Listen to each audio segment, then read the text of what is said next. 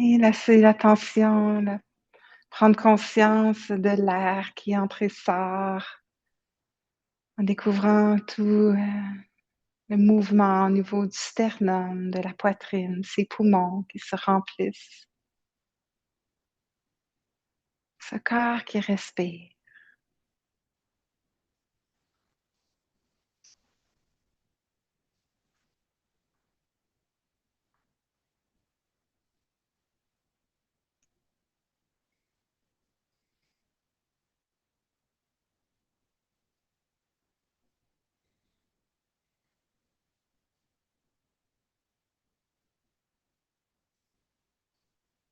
Et on peut inviter la détente au niveau du visage, de la tension qui monte au niveau de la nuque, du cou.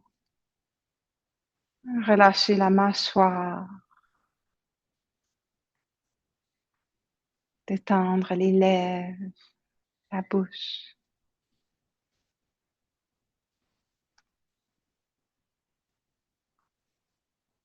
On entre en contact encore une fois avec la respiration à travers l'air qui entre et sort des narines.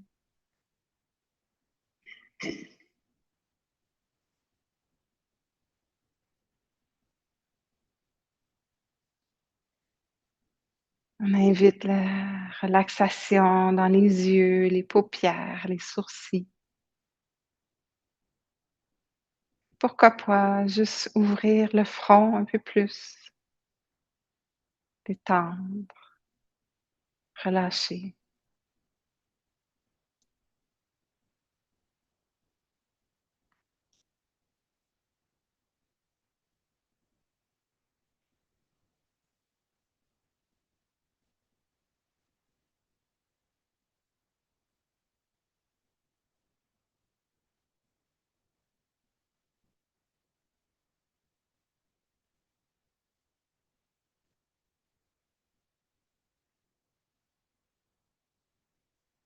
Et là, tout simplement, ça peut être aidant de d'inviter l'attention à s'établir à un endroit qui est peut-être un peu plus à l'avant-plan pour nous.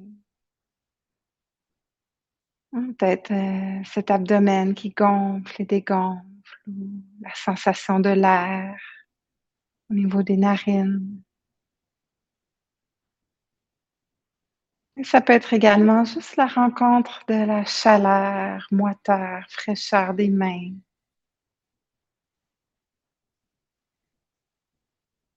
présence dans le corps. Et si jamais ces points d'ancrage sont plutôt inconfortables pour nous, il y a toujours également cette option de rencontrer le monde des sons qui apparaissent et disparaissent.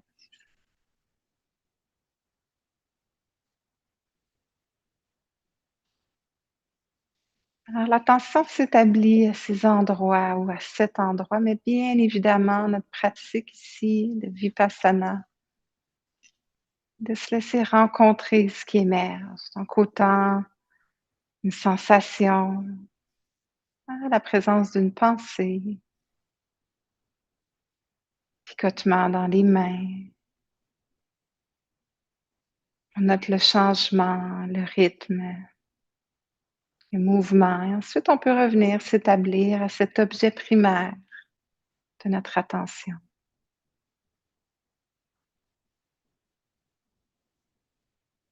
C'est ce corps qui respire ou la chaleur des mains.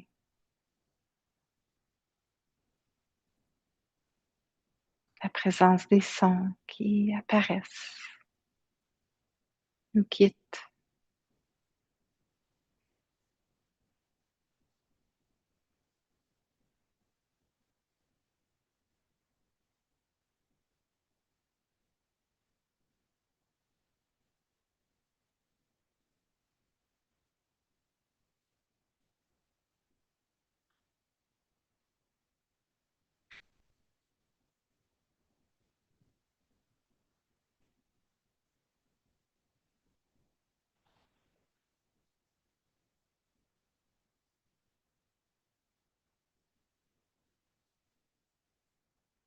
Et à certains moments, ça peut être bien de se rappeler: «Ah oui, on relâche, on détend». on décontracte. Juste être ici, accueillir ce qui est là, pas besoin de modifier quoi que ce soit. On accueille, on est réceptif, on est curieuse, intéressée par ce qui se passe.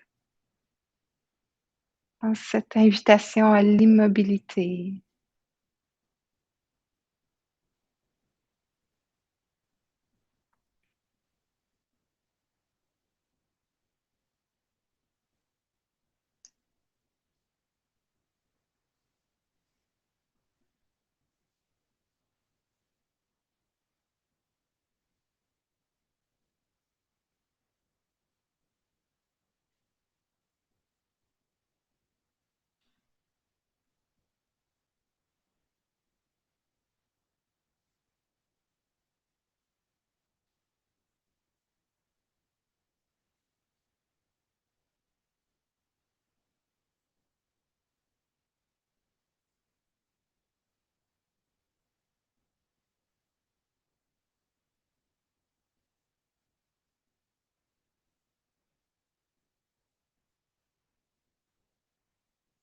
c'est bien normal si par moment on se laisse un peu courtiser là, par le monde des pensées qui nous amène ailleurs dans le futur ou revisiter la journée. On peut juste noter, penser. Et là, on fait ce choix de revenir établir l'attention dans le corps, dans ce qui est présent ici maintenant.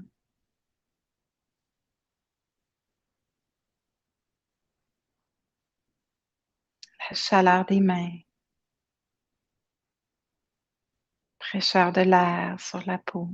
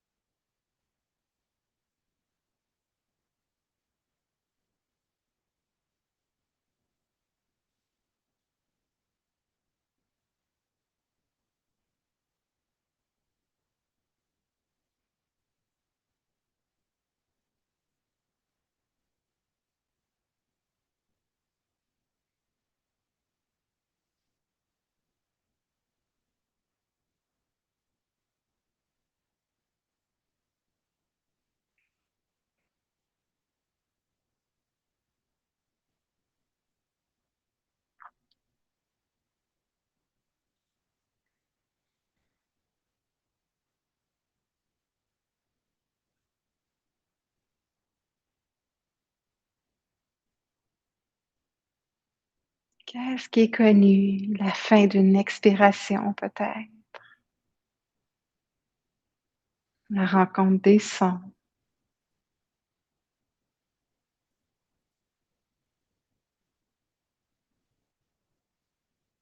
Simplement inviter l'attention qui est au centre là, de toutes les expériences qui apparaissent, qui disparaissent.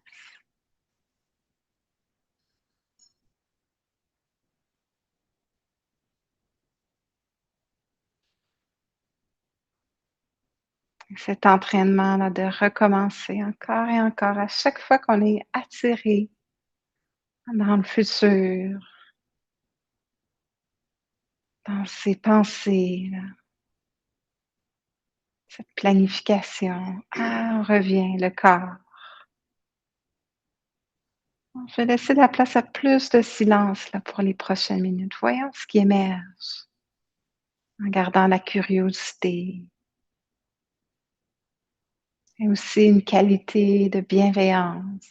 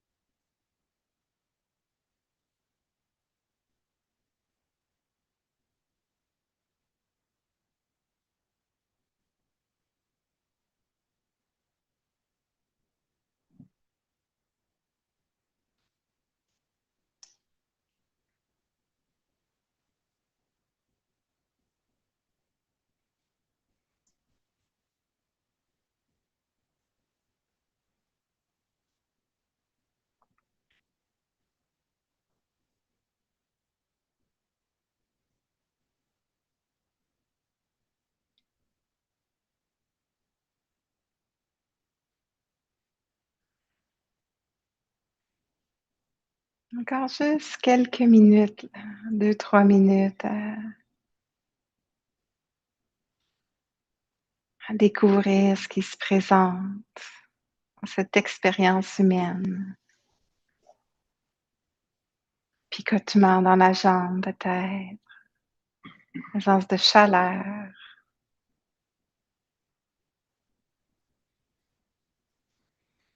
rencontre du toucher. Là, hop, le monde des pensées, des états intérieurs. Comment ça bouge en moi? Qu'est-ce qui est vivant? Sans jugement, mais avec beaucoup d'accueil.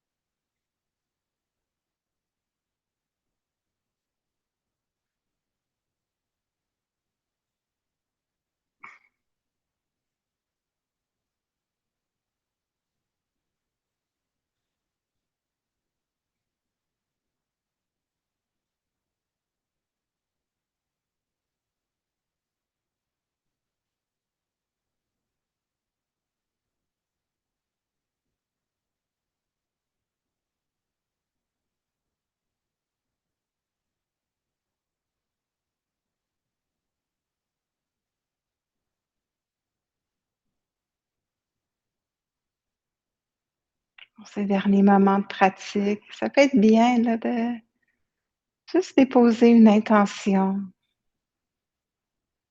peut-être quelque chose qu'on veut continuer de développer, une intention pour la semaine à venir. Un peu plus de patience,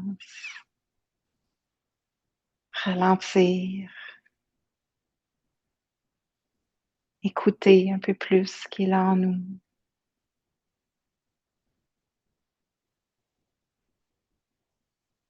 On peut venir semer cette intention, puis on laisse aller ensuite toute attente ou tout agenda. On revient à la rencontre de ce corps pour un moment.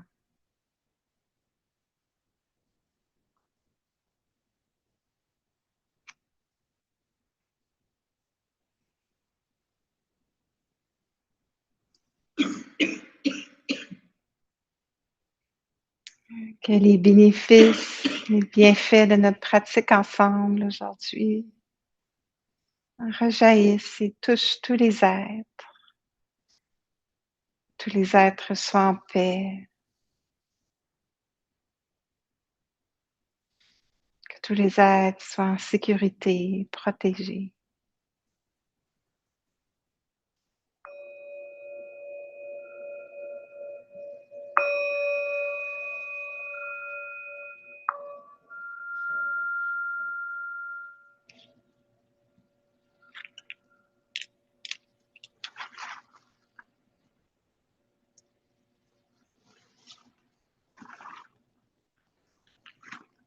Enfin, les yeux fermés, on peut doucement ouvrir les yeux.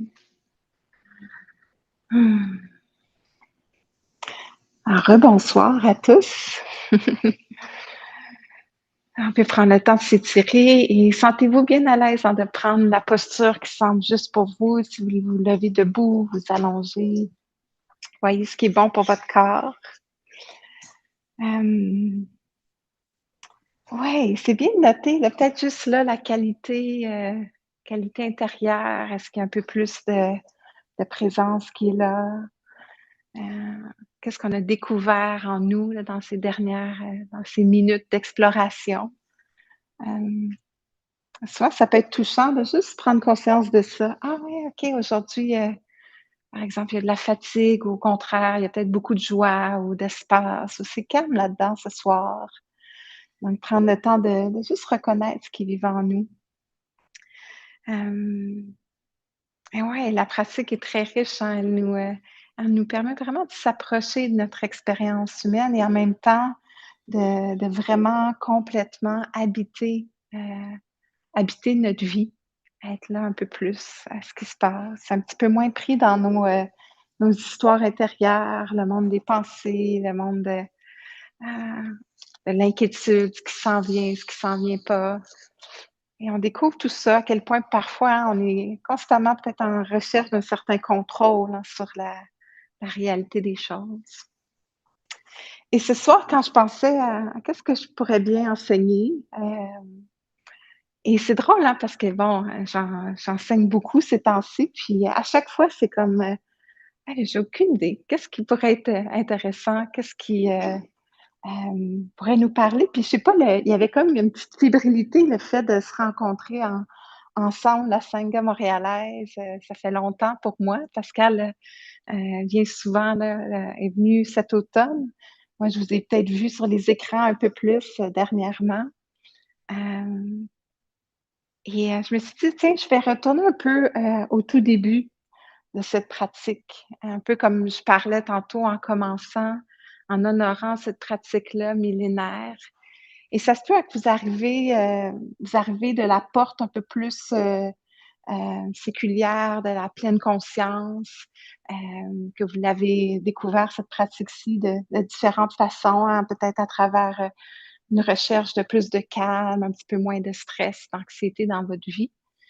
Et là, doucement, vous avez eu envie d'approfondir la pratique, puis là, vous êtes là ce soir, quand même un jeudi soir, hein, c'est courageux.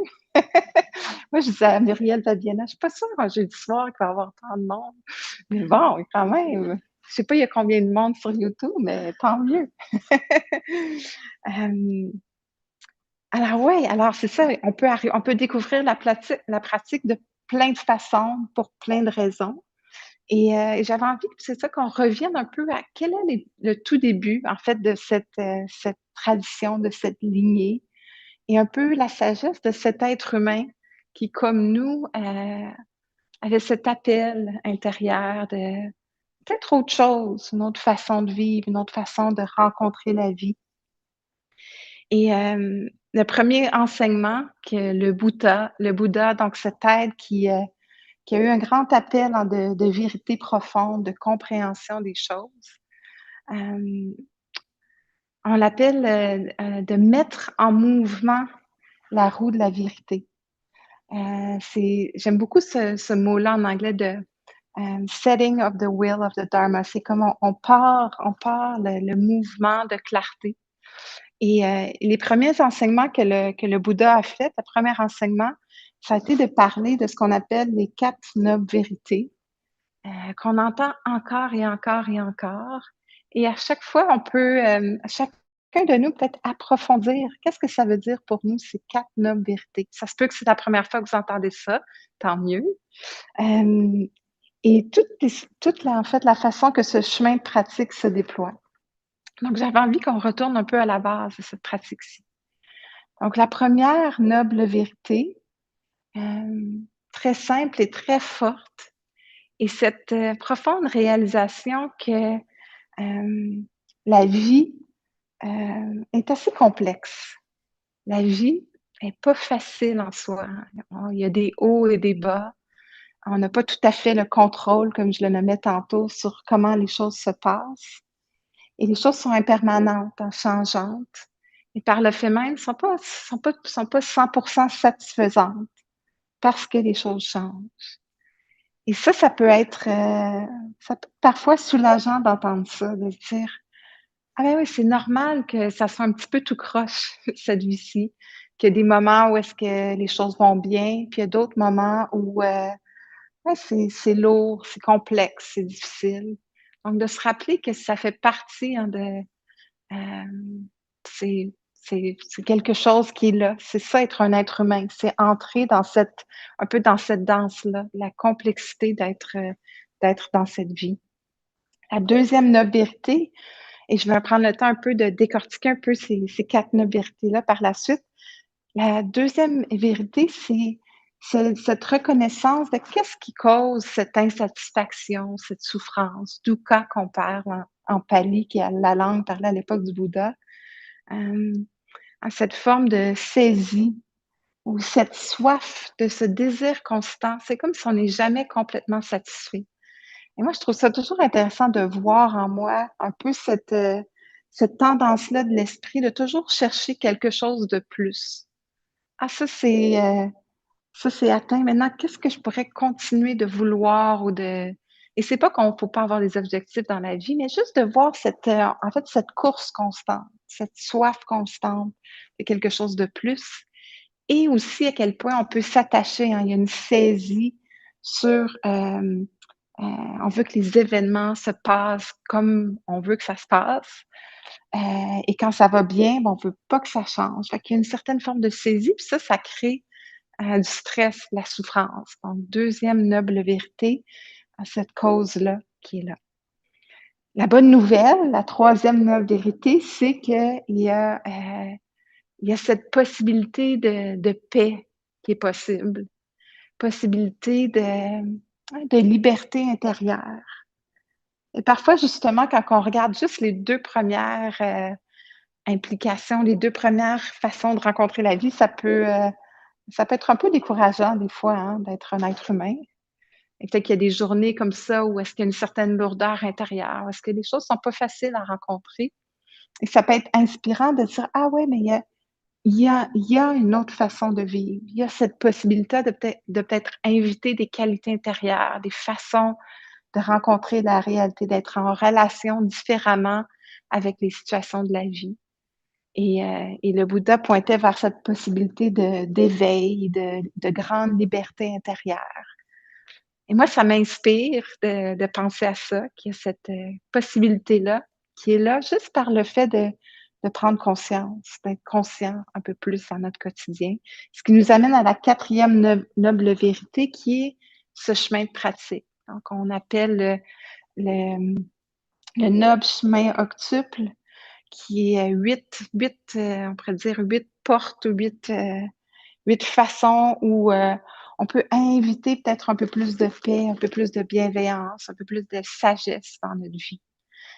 Donc il y a ce chemin qui est offert à nous, comme là, on est tous venus pratiquer, on est venus développer de la sagesse. On sans que vous le sachiez, là, vous êtes, veut pas, un peu engagés sur ce chemin-là.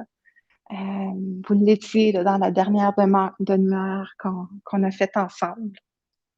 Alors, il y a ce chemin-là qui peut un peu nous guider, un peu comme notre Google Maps intérieur, là, qui nous aide à voir qu'est-ce que j'ai envie de cultiver, vers quoi je veux tendre dans ma vie, qu'est-ce que je veux cultiver dans mon quotidien, qu'est-ce qui est aidant pour moi, qu'est-ce qui est aidant pour l'autre, qu'est-ce qui est aidant pour la société dans laquelle je vis, celle dans laquelle je veux vivre. Donc, il y a ces façons d'être ou oui, ces facteurs intérieurs qu'on peut cultiver. On peut parfois voir quand on parle moi, ça m'avait beaucoup aidé quand j'avais entendu ça il y a un certain moment, que les 4 9 vérités, c'est un peu, souvent on réfère ça un peu comme un médecin qui prend le pouls là, sur ce qui se passe. Donc, premièrement, il faut constater les symptômes, donc la première 9 vérités. Ensuite, on fait un diagnostic de ce qui se passe, hein. C'est quoi la cause de ces symptômes-là? Ensuite, on trouve une méthode de guérison et ensuite, il y a un remède qui est prescrit. Donc, c'est un peu ça les 4 9 vérités. C'est prendre le temps et c'est important, en fait, de porter attention, autant aux symptômes. Donc, qu'est-ce qui crée l'insatisfaction, dans mon quotidien, en moi, dans la façon que je suis en relation avec les choses? Le diagnostic, justement, c'est cette prise de conscience que: «Ah tiens, il y a peut-être beaucoup de contrôle, beaucoup de saisie sur ce qui se passe, en moi, autour de moi». Puis tu sais, je peux mettre en place peut-être, une façon d'être qui va être aidante.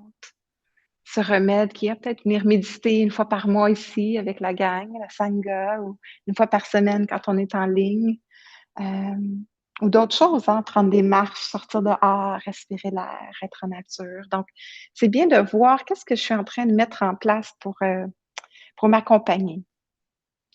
Alors la première nobilité, juste quelques mots un peu plus, sur cet aspect, hein, puis on pourrait en parler très longtemps sur la complexité de la vie et moi, ça m'intéresse beaucoup de justement de voir qu'est-ce qui va mal? Hem, est-ce que je suis toute seule de ma gang? Peut-être. Mais moi, je suis vraiment curieuse, en fait, quand je m'assois sur le coussin où je me lève le matin, je me dis: «Bon, OK, il y a de la fatigue là-dedans, il va y avoir de l'impatience, il va y avoir de l'aversion», puis d'être conscient de ça, de s'intéresser à ça un peu plus, ça nous aide ensuite à peut-être un peu plus s'ajuster, dans la vie et cette no 1re noble vérité, elle nous invite en fait à voir d'une certaine façon que oui, la vie, c'est un défi, hein, c'est un défi en soi. On est constamment mis à l'épreuve et ça fait c'est la difficulté, mais aussi la force et la beauté d'être un être humain. On est constamment en train d'apprendre, en train de grandir à travers ça et aussi reconnaître d'une certaine façon la fragilité de la vie. Ça, c'est quelque chose que souvent, peut-être on prend pas le temps de vraiment mettre à l'avant-plan, que cette vie-ci, elle est fragile. Je parlais dans les derniers jours avec mon neveu qui est en voyage, qui a eu une petite situation qu'il me racontait qui est arrivée, puis il me disait, il dit: «Tu sais, tout allait bien, puis là, en comme une seconde, ça a tout changé». J'étais comme: «Ouais, c'est ça, c'est un peu ça, la vie». Hem et souvent, on l'oublie cet aspect-là, que ça prend juste une seconde et les choses changent, tu sais. Que ça soit la perte soudaine d'un être cher, que la fin d'une relation qu'on pensait qu'elle allait peut-être bien, puis là, hop, il y a quelque chose qui a changé. Heu, le diagnostic d'une maladie, un accident qui peut arriver, en plein de situations où est-ce que la vie change rapidement. Donc c'est bien de s'approcher de ça, que la vie, d'une certaine façon, c'est fragile. Et là, peut-être que ça va nous inspirer à justement être là, à prendre part à notre vie, peut-être être moins, happés par le monde des pensées qui nous amène ailleurs. Alors, il y a cet aspect-là quand on parle de la première noble vérité, il y a aussi cette rencontre avec les 8 vents du monde qu'on appelle. Ces temps-ci, j'aime beaucoup noter dans quel de ces 8 vents-là je suis. Donc je vais les nommer pour vous, puis ça peut être intéressant de voir, est-ce que je suis présentement dans le plaisir ou dans la douleur? Est-ce que je suis dans la louange ou dans le blâme? Est-ce que je suis dans, hem, la renommée, donc c'est ça, la louange ou le discrédit? Et on se promène dans ça, le gain ou la perte. Et on parle que ça, ce sont un peu les 8 vents d'être un être humain. On se promène là-dedans. Donc parfois ça va bien, là, puis les gens nous le disent. Puis parfois on fait une erreur, puis les gens nous le disent. Puis là, c'est de voir, ah oui, comment je suis en relation avec tout ça? Comment je suis en relation avec ça? Donc on s'approche de ça quand on touche là, cette première noble vérité. Et ce soir, j'avais envie de nommer, j'enseignais une retraite avec certains d'entre vous qui sont là, avec Daryl Lynn Ross, une des cofondatrices de Voix Boréale, et Viviana qui était là comme notre chère coordonnatrice.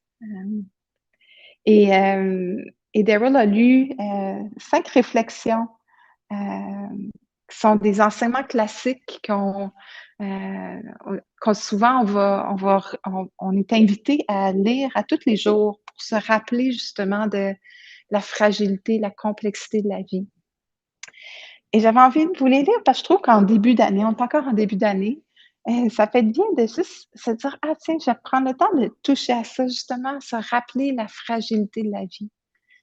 Il faut pas le voir comme, quelque chose de négatif, mais plutôt quelque chose qui peut nous inspirer à être présent, à être en vie, à être là. Alors je vais lire ces phrases-là, puis je vous invite juste à voir comment ça se dépose en vous. Qu'est-ce qui se passe à l'intérieur de vous quand je dis ça? Alors ça touche à cette nature-là impermanente des choses. Je suis de nature à vieillir et il n'y a pas moyen d'échapper à la vieillesse. Je suis de nature à avoir, la maladie.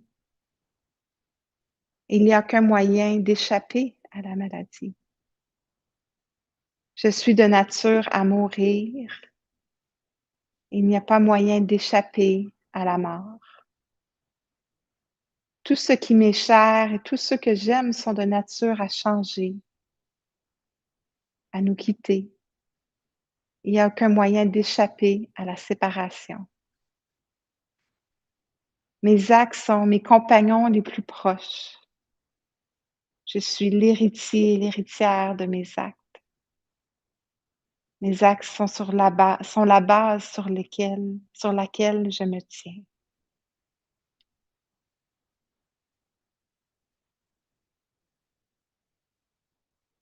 Alors 5 réflexions comme ça qu'on peut ramener à nous, qui, heu, qui peuvent en fait nous inspirer. Moi, à chaque fois que j'entends ces 5 réflexions-là, au lieu d'être comme: «Bon, ça y est, c'est, la maladie qui arrive, c'est la la vieillesse qui approche», au contraire, je les vois comme une force d'inspiration. Je me dis: La vie, en fait, c'est fragile, justement. Puis qu'est-ce que j'ai envie de mettre de l'avant? Qu'est-ce que j'ai envie de cultiver? Les gens que j'ai envie de voir, les choses que j'ai envie de faire. Et moi, pour moi, au contraire, quand je lis ces phrases-là, là, je m'étais dit qu'après la retraite, j'allais les mettre. Daryl nous racontait qu'elle les avait mis, elle les a collés sur un papier, sur un miroir, puis elle les regarde tous les matins. Hem, Juste à les entendre, moi, ça me donne un second souffle, ça m'inspire, ça me donne envie, en fait, d'être vraiment présente. Hem, Alors, c'est de toucher à ça, là, cette vérité que les choses sont impermanentes, instables, changeantes. Et comment on peut trouver peut-être la beauté à travers ça, la beauté dans ça. Et ça nous ramène, à cette deuxième noble vérité qui est, on pourrait dire que la cause de notre souffrance, d'une certaine façon, de notre stress, c'est cette lutte, une certaine lutte de l'esprit qui est constamment en réponse à ce qui se passe en nous. C'est comme si on ne veut pas complètement accueillir, complètement accepter ce qui se passe. Donc, il y a constamment une lutte intérieure. Et ça, on peut le voir en nous. Hein. Parfois, on refuse ce qui se passe. On ne veut pas justement qu'il y ait l'inconfort, qu'il y ait la maladie, qu'il y ait la tristesse, qu'il y ait l'angoisse. Et cette lutte-là, en fait, au lieu d'être plutôt dans, ben oui, c'est comme ça en ce moment, qu'est-ce que je peux faire pour m'accompagner vu qu'il y a telle situation? D'être plus en mode relation. Comment je pourrais être en relation avec les choses? Et cette deuxième noble vérité-là, justement, elle nous met à l'avant-plan que d'être en lutte, en refus de ce qui se passe, augmente l'inconfort, augmente le stress. Et ça nous ramène à cette possibilité de ce chemin, cette possibilité d'éveil. Et je me suis dit, bon, je vais commencer avec les premiers enseignements du Bouddha, puis je vais aller voir c'est quoi les derniers mots que le Bouddha a dit, peut-être pour nous inspirer un peu. Et justement, les derniers mots vers quoi le Bouddha pointait, il disait, en fait, en toutes mes 45 ans d'enseignement, il était à la fin de ses jours, à 80 ans, qui est décédé, il dit, je n'ai pu que vous indiquer la voie, le chemin. Je peux vous guider du mieux que je pouvais. Et il dit, mais ce que je vous souhaite, c'est que vous soyez une lampe pour vous-même. Que chacun de vous, en fait, vous trouviez à votre façon votre propre chemin. Moi, je peux vous guider, vous accompagner et vous devez être votre propre lampe. Donc ça nous inspire ou ça nous invite, en fait, ouais, à peut-être trouver en nous ces intentions, cette force intérieure à aller vers l'avant. Il a répété dans ces derniers moments que tout ce qui a un commencement a une fin, donc cette notion d'impermanence.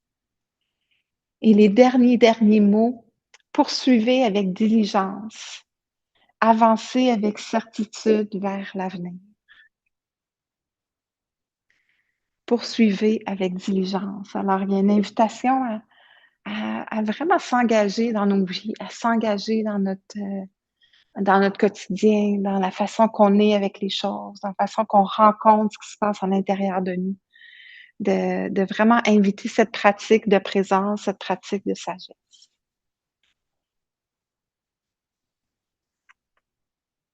Et une citation de Sharon Salzberg qui nous invite justement à découvrir peut-être cette confiance en nous. Elle dit: offrir nos cœurs dans la confiance signifie reconnaître que nos cœurs valent quelque chose, que nous-mêmes, dans notre nature la plus profonde et la plus vraie, nous avons de la valeur.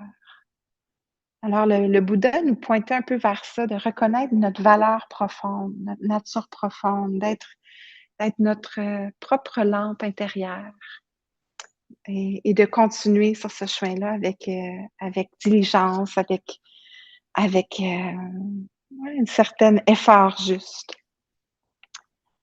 Et là, le temps file, mais je vais prendre le temps de terminer avec la quatrième noble vérité, ce chemin octuple. Un peu, qu'est-ce que c'est le chemin octuple? Et peut-être juste pour vous rappeler un peu ces étapes-là. Donc, ce chemin octuple nous invite à cette vision juste ou cette compréhension juste. Donc, il y a une invitation à comprendre les choses clairement. La pratique qu'on fait ici, Vipassana, nous invite à voir les choses telles qu'elles sont. Donc, cette clarté d'esprit, cette clarté intérieure. Alors, le premier point de ce chemin octuple, on veut développer une compréhension juste. Ensuite, c'est important de développer ce qu'on appelle les intentions justes. Quelles sont les intentions que je cultive? Et là, ici, on parle de l'importance de cultiver de la bienveillance, de la compassion, Aussi, cette, invitation au renoncement, hein, peut-être à parfois à laisser les choses, à laisser certaines choses de côté qui nous invitent pas à développer un peu plus de sagesse. Ensuite, il y a l'invitation plus dans notre quotidien à développer la parole juste, l'action juste, les moyens d'existence justes, l'effort juste et ça se termine par l'attention juste qu'on développe ici dans notre pratique et la concentration juste. Donc là, je suis allée très, très vite sur ce chemin-là, mais on peut s'intéresser, puis on pourrait peut-être un jour, on pourra faire ça, on pourrait passer des mois à explorer chacun de ces piliers du chemin octuple. Moi, ce que j'aime beaucoup dans ce chemin-ci, c'est qu'il nous rappelle un peu cette idée d'interdépendance. Donc, il y a huit portes qui sont nommées, mais une impacte l'autre. Il y a une section qui est un peu plus au niveau de l'éthique, hein, quand on parle de l'action juste, la parole juste, une forme de moralité. Qu'est-ce que j'invite dans mon quotidien, dans ma façon d'être? Ça nous ramène aussi à être en relation avec les autres. Donc ce chemin-ci est vraiment complet, hein. C'est pas juste de s'asseoir sur le coussin une fois de temps en temps, s'arrêter, être en contact avec ce qui se présente en nous, mais aussi de voir qu'est-ce que je cultive, dans mon quotidien. Comment est ma parole? Est-ce qu'elle est aidante? Est-ce qu'elle est soutenante pour moi, pour l'autre? Hem, donc cette idée interdépendance, que tout ça s'influence l'un l'autre. Il y avait une chercheuse que j'ai peut-être déjà nommée dans la Sangha francophone, mais Suzanne Simard, je réfère souvent ses recherches, qui est une scientifique canadienne qui a étudié les arbres. Vous avez peut-être déjà lu son livre. Puis elle avait trouvé là, à quel point les racines des arbres étaient connectées l'une à l'autre et ils se soutenaient l'un l'autre.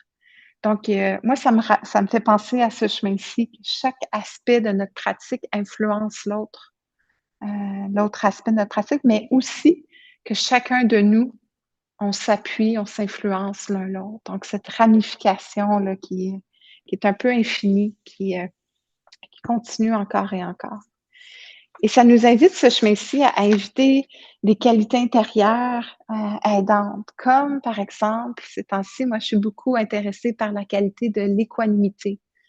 Qualité d'équanimité, c'est cette invitation à trouver une stabilité, un équilibre intérieur face à tout ce qui se passe dans notre vie.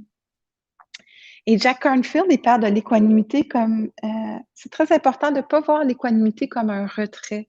Souvent, quand on entend ce mot-là ou quand on parle de stabilité intérieure, on peut avoir un sentiment où est-ce qu'on se retire de ce qui se passe. Au contraire, la qualité d'équanimité, c'est un engagement. Un engagement, mais qui est équilibré dans tous les aspects de notre vie. Et c'est être capable de s'approcher de tout ce qui se passe en nous, autour de nous, avec équilibre, avec stabilité, avec calme, avec aisance. Et d'une certaine façon, c'est d'accepter profondément que la nature des choses, que la vie dans laquelle on est, elle est à la fois belle et terrifiante. Et ces 2 aspects-là, est-ce on peut s'approcher de ces 2 aspects-là de la vie de la même façon? Hein, souvent, on veut beaucoup plus s'approcher de cet aspect de ce qui est beau, ce qui est bon, hein, dans notre vie, dans notre monde et ce qui est, décourageant, ce qui est, ouais, difficile à rencontrer, souvent on s'éloigne de ça. Alors la qualité d'équanimité, ce chemin de pratique-là nous aide ou nous apprend à trouver une façon de pouvoir trouver une façon de s'approcher à tout ça, de danser avec ça de façon équilibrée. Hem et ouais, juste nommer, hein, que l'important à travers ça, c'est, à travers ces 4 nobles vérités, c'est une invitation à être capable de pouvoir être dans notre vie, de pouvoir respirer, de pouvoir s'approcher de la douleur et hem et à continuer d'être là, à rencontrer ça avec, avec bienveillance et aussi avec beaucoup de compassion, ce chemin-ci. Alors, on va terminer avec une pratique ensemble. On va prendre le temps de se déposer une dernière fois. Et pour cette dernière pratique, je vais guider très, très légèrement, mais je vais inviter une pratique justement d'équanimité. J'ai lu un passage dans la dernière retraite que j'enseignais la semaine dernière et à la fin de la retraite, beaucoup de gens me disaient que c'était ce petit passage que j'avais lu qui avait eu un impact pour eux. Donc, je me suis dit, ah, pourquoi pas le ramener et peut-être que ça pourra vous inspirer pour les prochaines semaines de pratique.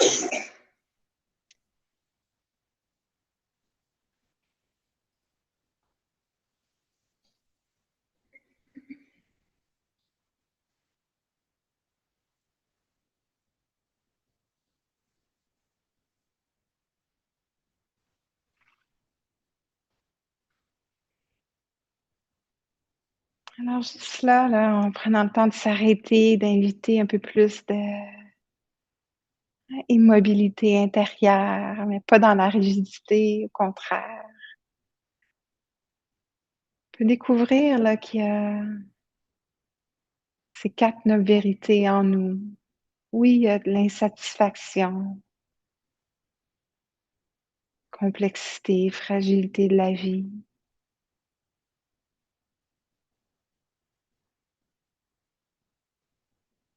Il y a la découverte là, de ce qui cause cette insatisfaction. Et il y a aussi en nous cette possibilité d'éveil, de grande paix.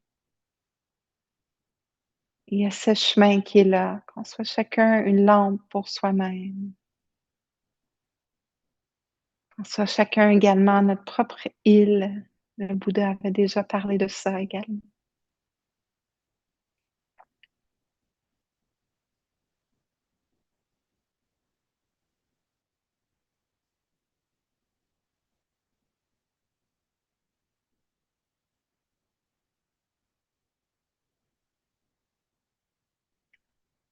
Asseyez-vous comme une montagne.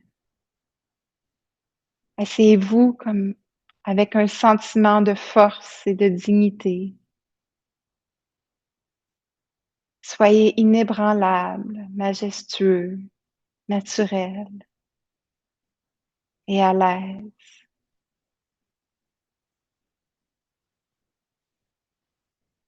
Quels que soient les vents qui soufflent, les nuages qui tourbillonnent, les lions qui rôdent, soyez intime avec tout et asseyez-vous comme une montagne.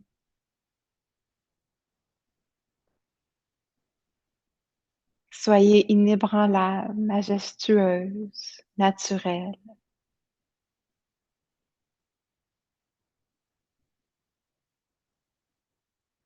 Asseyez-vous comme une montagne.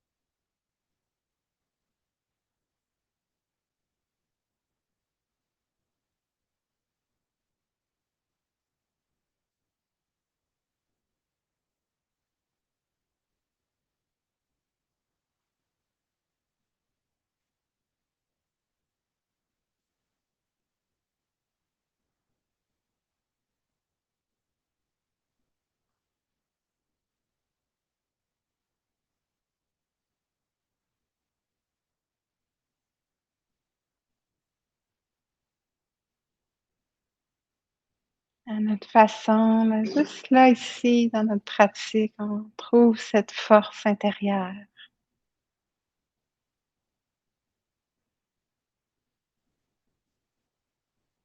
cette montagne.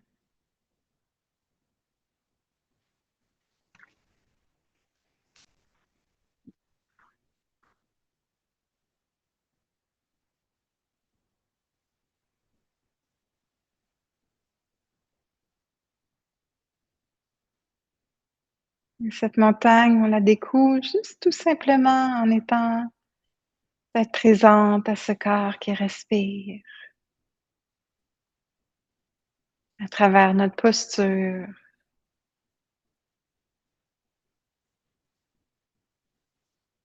à travers la conscience de cet espace autour du corps.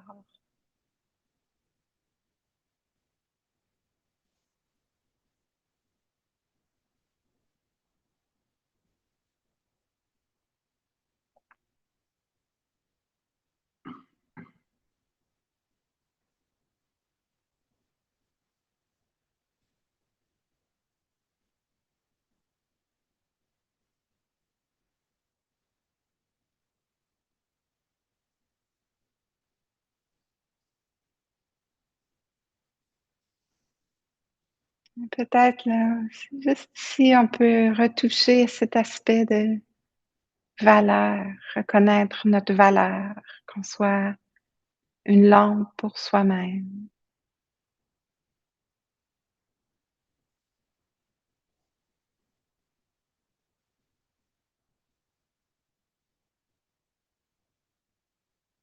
être animé par la force que nous sommes,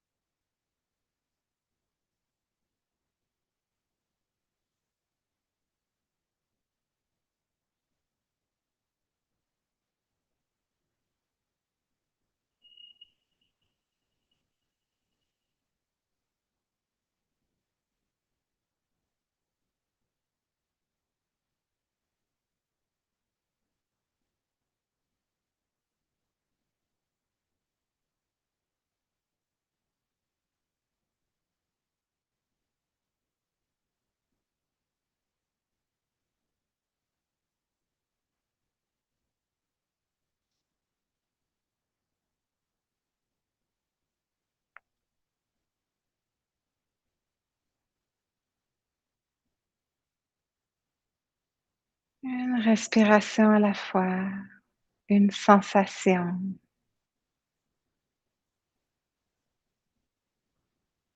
On invite cette présence attentive, curieuse.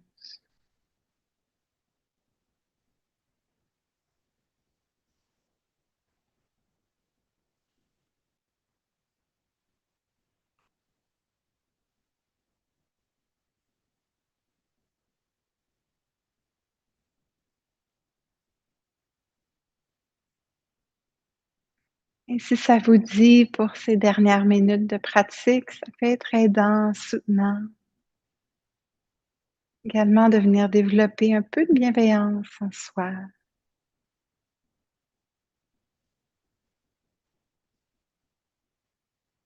Très légèrement, on peut juste venir déposer une ou deux phrases, que je sois en paix,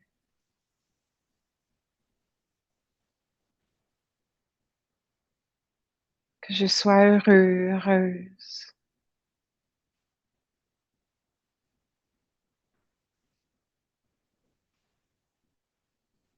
que je sois en santé, sécurité, protégée,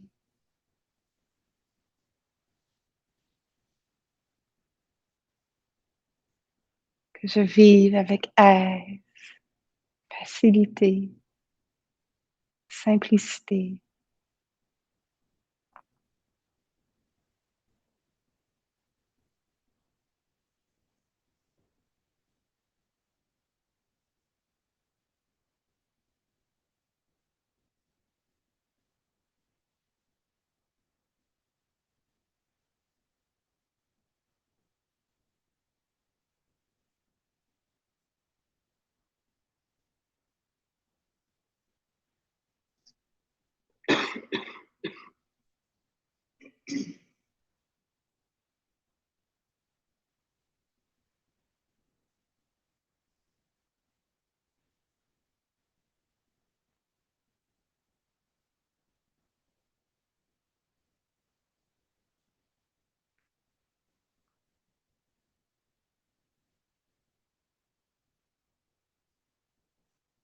Si ça vous dit, à la fin d'une pratique comme celle-ci,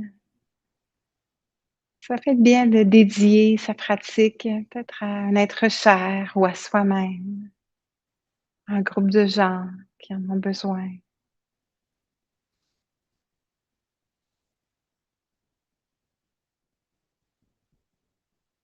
Que les bénéfices de notre pratique ensemble ce soir soient pour tous les êtres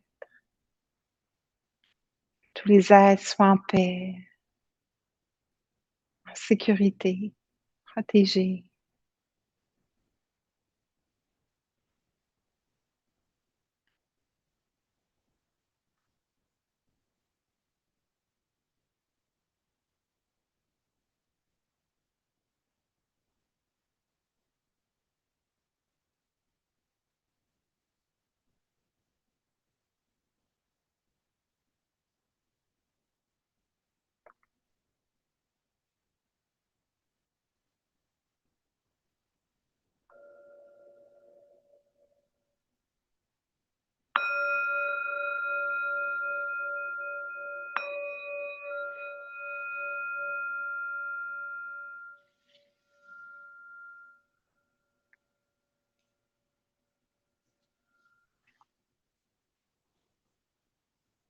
Un grand merci à tous et peut-être que vous me voyez souvent faire ça à la fin. Et souvent, les gens qui sont peut-être jamais vus dans ce contexte-ci ou en retraite, souvent j'ai une note qui me dit pourquoi tu fais ça à la fin à chaque fois? Et moi, c'est vraiment d'honorer, en fait, d'honorer cette pratique, d'honorer ce chemin et aussi honorer la pratique de chacun. Et ça peut avoir une signification pour chacun d'entre nous. Donc, merci à chacun d'entre vous pour votre pratique ce soir, votre présence, courageux en ce jeudi soir, au lieu d'être au chaud dans votre sofa ou en compagnie de gens, d'amis. Vous allez dire, ah, tiens, je vais venir cultiver l'esprit, je vais venir entraîner l'esprit, je vais venir inviter de la sagesse, de la bienveillance. Vous avez fait un bon choix. Alors, j'espère que ce soir, l'enseignement vous a permis peut-être en fait, moi, en me préparant un peu, ça m'a ramené un peu à pourquoi je fais cette pratique-ci. Là, j'ai touché à quelques petits aspects là, de cette pratique qui est très vaste, mais ouais, de voir en fait comment cette pratique-ci peut nous inviter à peut-être être en relation différente avec le monde dans lequel on est, avec notre propre monde intérieur aussi également. Alors, un grand merci à vous. Au plaisir de vous retrouver dans les prochains mois, que ce soit sur le web et éventuellement en personne également. Pascal qui sera là aussi, je ne sais pas exactement la date, savez-vous en mars? Le 7 mars, qui sera là ici, encore les jeudis soirs à 7h15. Et on continue aussi à avoir la Sangha à chaque semaine à 19h30 les mardis. Donc, si vous voulez continuer à venir en ligne, c'est toujours un plaisir d'être ensemble. Et ouais, continuez à pratiquer, continuez à pratiquer. Merci à vous. Et comme vous savez, les enseignements sont portés par cette tradition millénaire. Et c'est bien qu'on puisse continuer cette façon de faire qui sont sans prix, généreusement offerts. Et à chacun de nous de voir ce qu'on peut remettre pour soutenir cette roue qui a été débutée par ces premiers enseignements que je vous ai offerts ce soir. Pour que ça continue à tourner à travers le soutien des enseignants comme moi ce soir et Voix boréale également. Alors, je pense qu'il y a peut-être des bols, il y a 2 bols. Un pour le local qu'on doit payer. Donc, on a un, puis il y a un pour l'enseignante. Alors, merci pour votre soutien, c'est très apprécié. Et il y a aussi la possibilité de donner en ligne. Je pense que l'information est là et pour les gens aussi qui sont en ligne. Bonjour à tous. C'est tellement drôle, c'est comme il y a 2 choses qui se passent. Il y a vous, puis il y a plein de monde, j'ai aucune idée, mais bonjour. OK, bon. Sinon, je vais continuer à parler, donc je vous laisse aller. Merci. Merci tout le monde. Bonne soirée.